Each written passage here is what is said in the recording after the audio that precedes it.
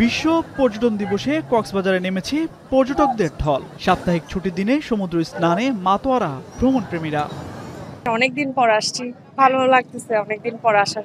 এখানে অনেক সাধারণ মানুষ আজকে নিজের যে দুঃখ কষ্ট ক্লেদ এগুলো ভুলে যায়। আমার কাছে মনে হয় আমিও বাড়ির সবকিছু ভুলে গেছি। একই চিত্র দেখা যায় কুয়াকাটার সমুদ্র সৈকতেও। সকাল থেকে পর্যটকদের মিলন মেলায় পরিণত হয় এটি। কুয়াকাটার রূপ বৈচিত্র্যে মুগ্ধ পর্যটকরা। এই মনোরম পরিবেশ আসলে মুগ্ধকর। এদিকে বর্ণিলভাবে সাজানো হয়েছে চট্টগ্রাম নগরীর পর্যটন কেন্দ্রগুলো। সকালে নগরীর ফুসফুস খ্যাত সিআরবিতে পরিষ্কার পরিচ্ছন্নতা অভিযান চালায় স্বেচ্ছাসেবী সংগঠন ক্লিন বাংলাদেশ। এখানে আমরা প্লাস্টিক মুক্ত করব এবং এই বিষয়ে আমরা পরিবেশ অধিদপ্তর এবং রেলওয়ের জিএম স্যারের সাথেও দেখা করেছি যে আমরা ওনাদেরও সহযোগিতা চাচ্ছি। সিলেট জেলা প্রশাসকের কার্যালয় থেকে শোভাযাত্রা বের হয়ে বিভিন্ন সড়ক প্রদক্ষিণ করে। এতে অংশ নেন বাংলাদেশ পর্যটন কর্পোরেশন, ট্যুরিস্ট পুলিশ, বিভিন্ন ট্যুরিজম গ্রুপ সহ শিক্ষার্থীরা।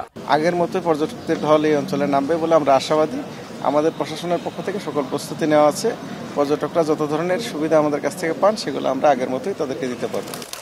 একই সময়ে রাজশাহীতে শোভাযাত্রা সহ নানা আয়োজনের মধ্য দিয়ে এ দিনটি উদযাপন করা হয়। এছাড়া বরিশালে জেলা প্রশাসনের আয়োজনে নগরের ডিসি অফিসের সম্মেলন কক্ষে আলোচনা সভা অনুষ্ঠিত হয়। এছাড়াও দেশব্যাপী পর্যটন দিবস উপলক্ষে ছিল নানা আয়োজন।